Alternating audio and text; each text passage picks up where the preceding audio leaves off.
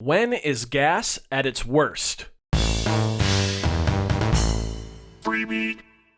Hey, how's it going, everybody? Welcome to Freebeat, where I post new music-related content every single day, so if that sounds good to you, hit that subscribe button, ring that notification bell. Today's patron shout-out goes to Richard Fadenhauer. Thank you so very much for the support. Let's get started. Gear acquisition syndrome, or GAS as it's more commonly referred to, is exactly what it sounds like. Basically, it's the mindset of always wanting new gear, and it doesn't just happen in electronic music, it happens in really anything that just involves, the ability to buy stuff, like a thing where you can buy stuff for it.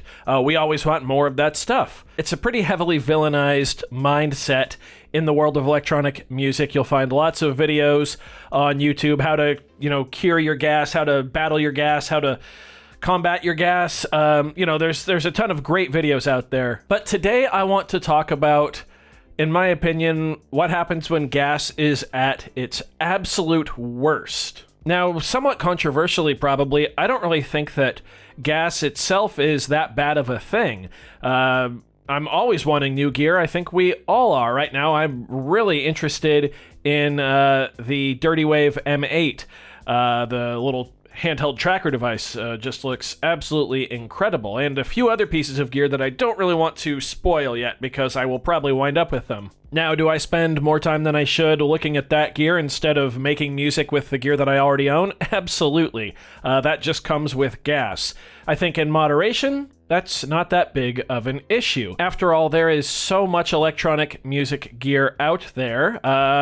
It'd be kind of silly to not want to check anything else out, to not want to get our hands on any of that other gear available. However, there is something that's even far more plentiful than the amount of available electronic music gear out there. And that one thing, well, it's many things actually, excuses.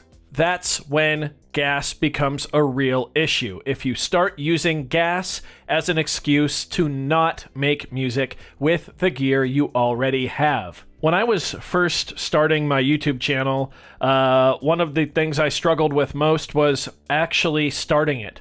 I would come up with tons of different excuses as to why today or that day wasn't a good time to start. Oh, I wanted to film outside and the weather isn't great today.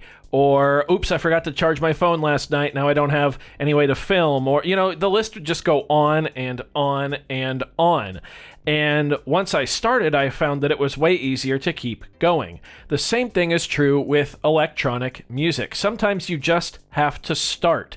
You just have to throw the excuses aside and begin working on something. So not only are we talking about gas today, but it's also a call to action. If you've been wanting to come up with a new song, or even just a new pattern, or even just find the time to sit down and jam, do it. Just do it. Any excuses that you have can be thrown out if you really, really want to get to work. I know time is a big issue and we don't all have the time that we'd like to start working, but if you can find even 10 minutes in your day to start working, I guarantee you it will be easier to keep going. Even if you're sitting on the toilet with an app on your phone, just spend 5 to 10 minutes, make some music. Don't let excuses be the thing that holds you back. Let's move back to gas now, to the topic of gas, because I want to talk about, in my opinion, again, this is all my opinion, but the deadliest thing that an excuse born from gas can do. It actually stifles your creativity on other pieces of gear. This was going to be a completely separate video, but I wanted to talk about it instead like this. Let's say you have something like a pocket operator that's locked into 4/4 time.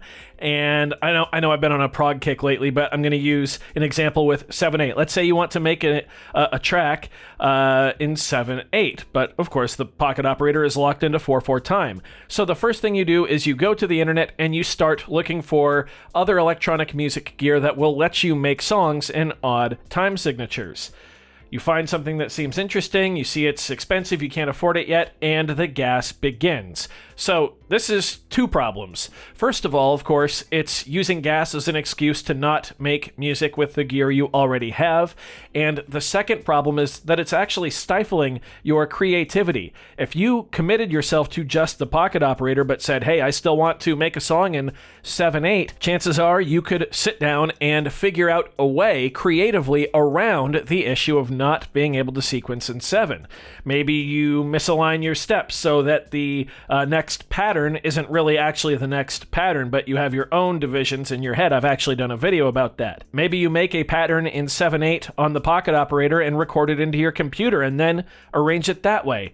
Those are just two solutions I came up with off the top of my head here to that problem. As you can see, that problem can be solved with just a little bit of creative thinking. So not only are you preventing yourself from making music today, you're also preventing yourself from letting your creativity shine and coming up with a new creative solution for what you perceived to be an impossibly hard problem that could only be solved by purchasing new gear. I see this a lot, and yeah, I'm guilty of it myself. I had eyes for the OP1 for a long time because I wanted that tape workflow, when of course I could have recorded unquantized into gear that I already had, or come up with different ways to emulate the recording workflow on my computer. Granted, they wouldn't have been as portable as the OP1, but it would have still satisfied that itch to work completely unquantized with audio rather than MIDI data. Granted, I don't regret purchasing my OP1 at all, but that's besides the point. Gas is at its absolute worst when it becomes an excuse to not make